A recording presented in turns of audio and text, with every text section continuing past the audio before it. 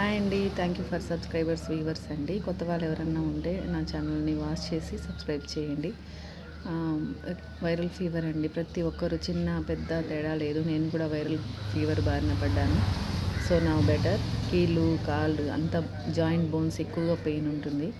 So ఎందుకు ఇది అంటే చికెన్ గున్యా కాదు, కాకపోతే ఫీవర్ వచ్చినప్పుడు ఎక్కువ మీద ప్రభావం ఉంటుందంట. చేతి మణికట్టు కీళ్ళు ఇవన్నీ చిన్న తేడా లేదండి. ప్రతి ఒక్కరికి వైరల్ ఫీవరు కాఫ్ ఇవన్నీ వస్తున్నాయి.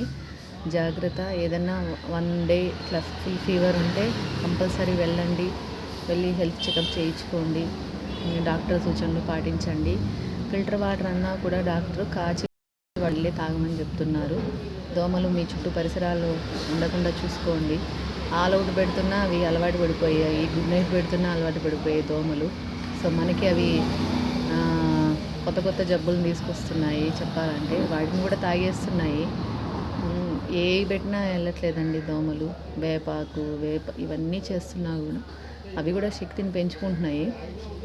సో వీలైనంత వరకు పరిసరాలు శుభ్రంగా ఉంచుకోండి. చెట్లు మొక్కలు పెంచుకునే వాళ్ళ దగ్గర అక్కడ అంత క్లీన్గా పెట్టుకోవడం అలాంటివి చేస్తే దోమల్ని చాలా వరకు తగ్గించవచ్చు.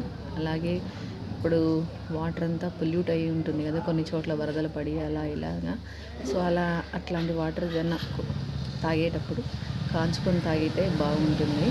నేను డాక్టర్స్ సజెస్ట్ చేస్తున్నారు. ఎప్పుడైనా కొంచెం నీరసంగా ఉంది, కళ్ళు తిరుగుతున్నట్టు ఇట్లా కొంచెం లైట్ ఫీవరిష్గా ఉంది అంటే తప్పకుండా వెళ్ళి డాక్టర్ని కలవండి. 1 or 2 డేస్లో తగ్గిపోతుంది. కానీ ఫీవర్ తగ్గిన జాయింట్ మోకాళ్ళు మణికట్టు ఇవన్నీ పెయిన్స్ ఉంటే భయపడవద్దు. ఫీవర్ వల్ల వచ్చినటివే ఇవి, కొత్తగా కాదు.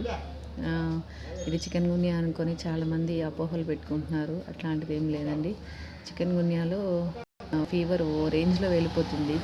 మా ఇంట్లోనే చాలామందికి వచ్చింది, చూసా. చికెన్ గున్యాలో ఇంకొకటి ఉందంట. ఒకసారి వచ్చిన వాళ్ళకి ఇంకోసారి రాదంట చికెన్ గున్యా. వాళ్ళకి రోగనిరోధక శక్తి బాగా పెరుగుతుందంట. సో అది జాగ్రత్తగా ఉండండి. ఎండలు సమ్మర్ ఉన్నట్టున్నాయి, ప్రతి చోట అలానే ఉన్నాయి. క్లైమేట్ అంతా చాలా చేంజ్ అయిపోయింది. వర్షం అన్న మాట లేదు. వస్తే వచ్చేస్తుంది వర్షం కొన్ని చోట్ల. ఇక్కడైతే అసలు ఉక్కపోతగా ఉంది. పిల్లలు వయోవృద్ధులు అని కాకుండా అందరూ జాగ్రత్తగా ఉండాల్సిన కాలం ఇది. జాగ్రత్తగా ఉండండి. మా అమ్మ ఎప్పుడు ఒక మాట చెప్తూ ఉంటుంటానండి, ఎవరైనా ఒకరు కాకపోతే ఇంకొకరైనా ఇస్తారు. ఆరోగ్యం మనమే కాపాడుకోవాలి. ఆరోగ్యమే మహాభాగ్యం అని. ఆరోగ్యాన్ని సేఫ్గా ఉంచుకుందాం. ఎన్ని జాగ్రత్తలు తీసుకున్నా పడుతూ ఉంటాము, కానీ జాగ్రత్తగా ఉందాం. ఇదే అండి. నచ్చితే సబ్స్క్రైబ్ చేయండి. Thank you so much. అందరూ బాగుండాలి, అందులో మనం ఉండాలని కోరుకుంటూ థ్యాంక్ యూ సో మచ్.